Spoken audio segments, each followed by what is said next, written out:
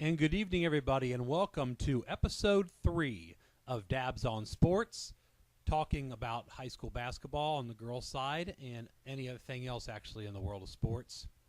Right here on my YouTube channel, this is Jim Dabbelt, Executive Director of Ohio's top girls' basketball media source, the Dabbelt Report. And coming to you tonight without a guest. I was supposed to have a guest on tonight, but an unfortunate injury has taken her out of action for a while. In fact, she just had surgery this morning, so we're going to talk to her later on in the summer after she recovers a little bit.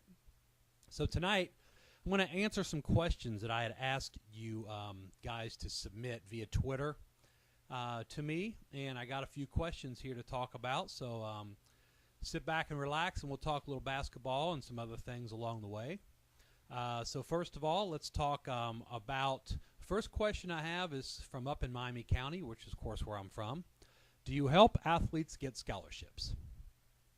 Well, that's an interesting question.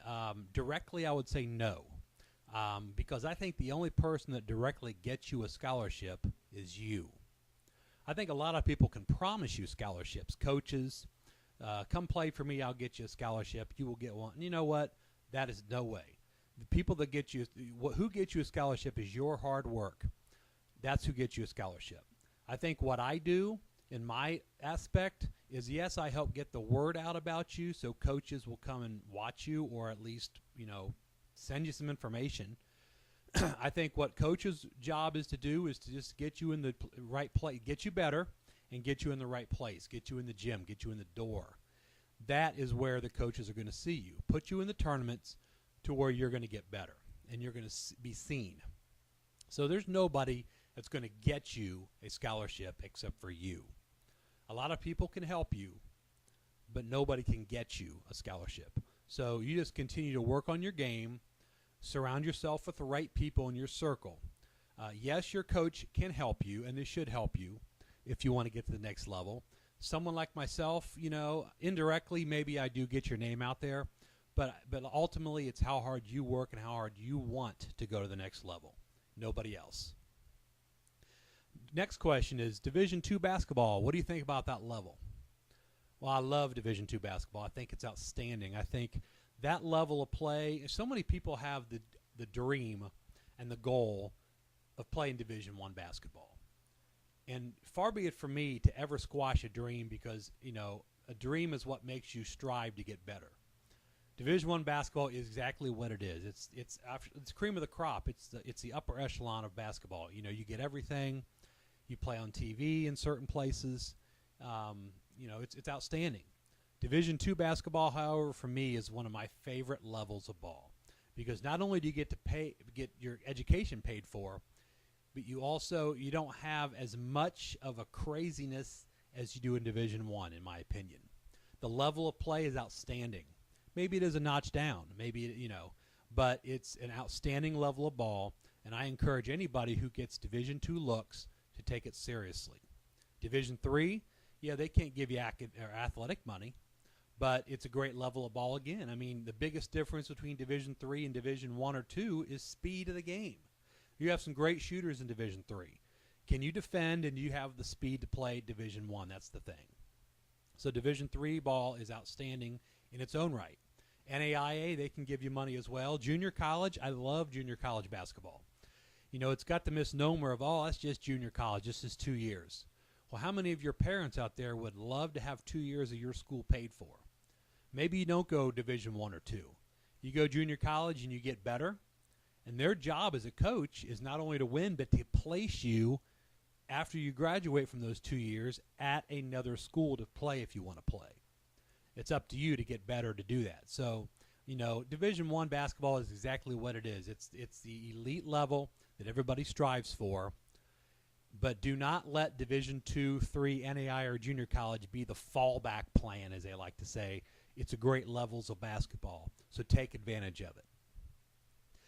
Who are the top teams in Dayton next year? Well, real quickly, I'll break it down to what I think. I think Division I think you have Springboro, Centerville, Beaver Creek, and Tecumseh are 4 teams to watch next year.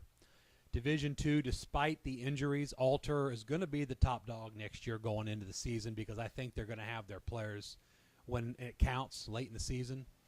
Tip City with a great junior class, probably I think the best junior class, and it's very unbiased, by the way.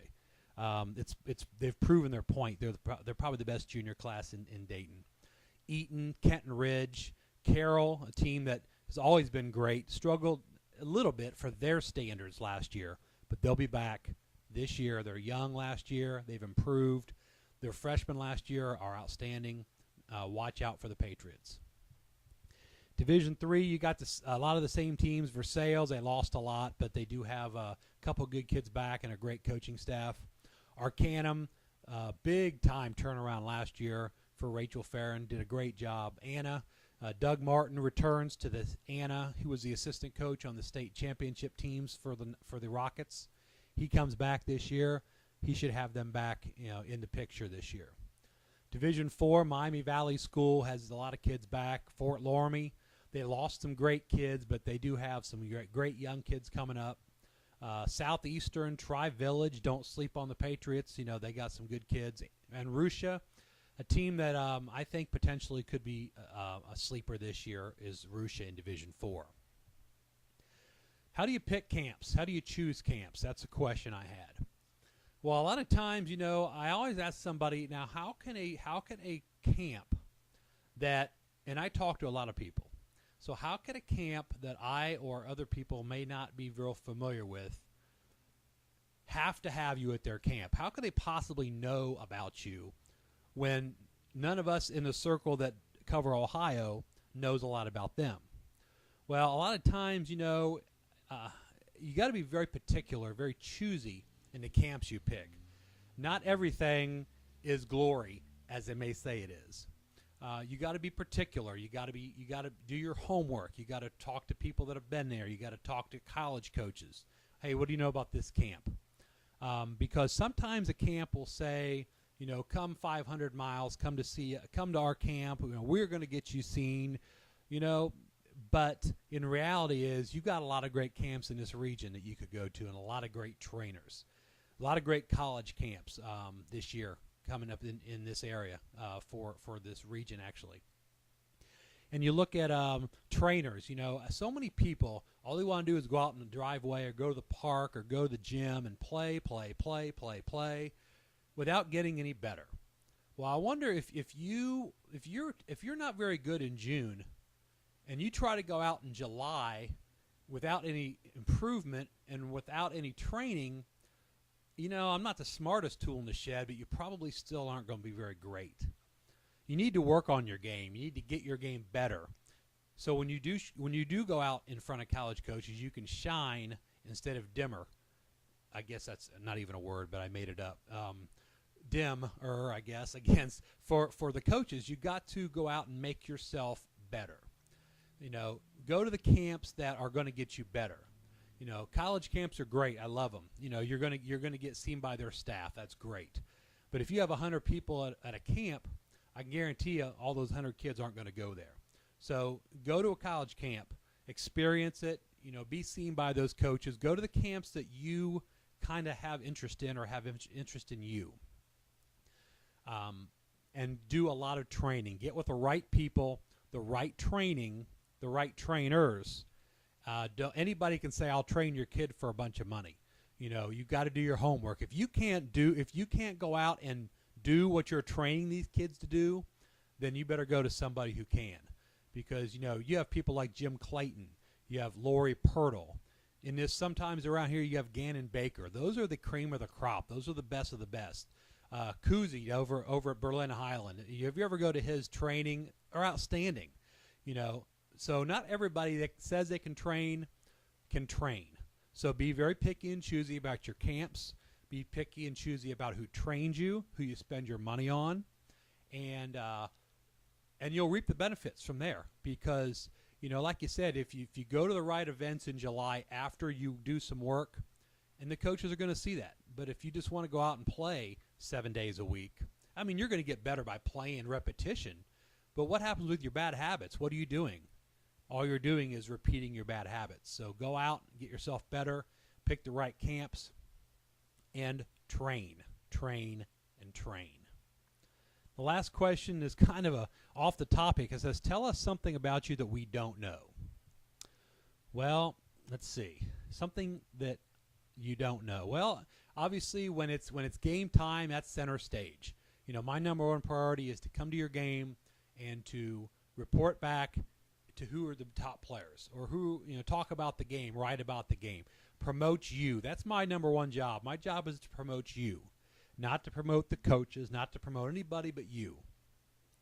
So I would say at games, obviously I'm very outgoing to a lot of times at games, but when the lights are out and the cameras are off, so to speak, as I like to say, like when I'm at home or I'm out doing something else, I'm pretty quiet, pretty antisocial, and you would never believe that because I love to talk to people about the game, like I'm doing right now.